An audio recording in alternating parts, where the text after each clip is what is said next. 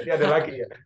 ada ada perusahaan yang memang kerjaannya saya mau buat acara A dengan kualitas premium, tapi budgetnya minim. Nah, kalau itu saya jujur kita paling kita akan membuka semuanya. Kebutuhannya apa? Kebutuhannya A B C D E.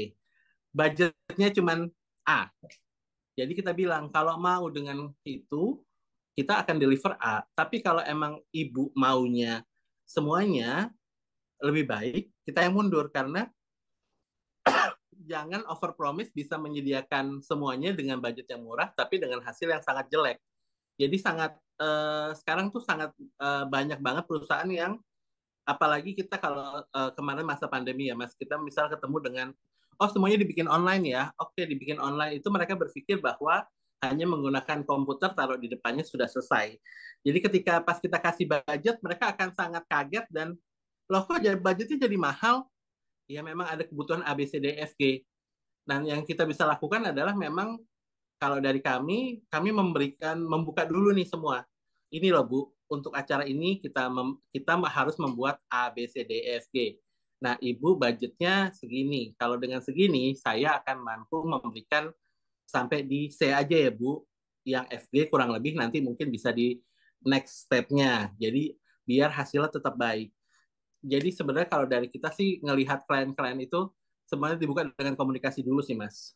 Komunikasi dulu, jujur dengan uh, budget yang bisa diberikan seperti apa, karena yang kita tawarkan adalah bukan hanya proposalnya, tapi lebih ke hasil akhirnya nih mau jadi seperti apa. Kadang-kadang yang mereka tidak lihat tuh hasil akhirnya pingin bagus, tapi mereka lupa dengan prosesnya. Seperti itu sih Mas. Jadi memang di kita tuh kita jujur di proses sehingga kita tahu hasil akhirnya akan seperti apa. Iya, Kayak gitu sih. yang penting kalau prosesnya benar, pasti juga hasilnya juga benar ya. Hasilnya juga bagus. Ya Nah, gitu kurang lebih. kalau Karena anggapannya mm, dari, oh ya silakan, silakan Mas. Mungkin ada yang ya mau. karena memang sebenarnya yang perlu kita juga perlu sebenarnya jangan pernah takut untuk mengedukasi klien sih Mas. Karena juga klien belum tentu benar. Klien tuh juga belum tentu tahu semua gitu. Jadi kita tuh nggak perlu takut untuk mengedukasi bagaimana cara yang benar untuk melakukan sesuatu.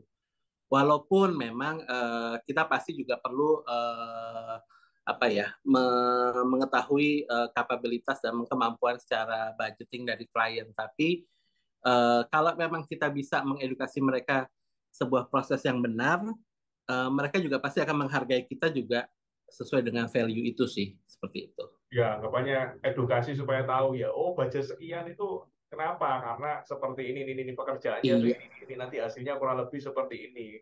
Dipikirnya iya, cuma ini aja, ternyata ada ini ya, yang kecil-kecil itu yang banyak, terus juga ada detail-detail yang lain yang mungkin nggak dipikirkan klien. Itulah kenapa edukasi itu penting. Betul.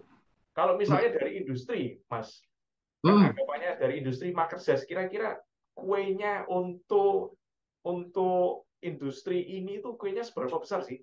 Kalau menurut Mas Dino, kan ada mungkin Uh, ke kalau kita ngomong untuk communication agency ya, kuehnya itu masih cukup besar untuk local agency. Kenapa? Karena aku melihat perkembangan di uh, agency yang base-nya secara global, itu mereka memang pasti sudah punya regional client yang memang sudah ditunjuk secara regional. Namun yang mereka tidak punya adalah local approach itu. Jadi pasti mereka akan membutuhkan local agency untuk menjalankan program-program mereka. Nah, di situ saya akan melihat bahwa porsi uh, kita sebagai local agency ini sangat besar sekali. Kayak bisa dibilang kayak aku secara magnifik nih kita punya berbagai industri yang sekarang masuk kayak untuk di beauty industry sekarang kita pegang Paragon Group. Paragon Group itu ada Wardah, ada Makeover, ada banyak sekali ada CAF gitu ya. Nah, ya cover. iya Emina. Nah, mereka itu memang sudah punya agency, brand agency yang mereka tunjuk. Tapi mereka butuh local agency ini untuk bagaimana memasukkan ke approach ke secara local perspektif. Itu satu. Ini mungkin kalau Paragon perusahaan Indonesia ya, jadi mereka mungkin masih bisa mengerti. Yang kedua mungkin aku bisa kasih contoh, Magnific sekarang memegang Walt Disney. Jadi kita punya ada Disney Hotstar, ya. Nah, kita handle Disney Hotstar, Disney Plus, dan Disney Studio. Mereka itu meminta kita bagaimana mengapproach secara komunikasi film-film mereka menjadi bisa diterima secara lokal.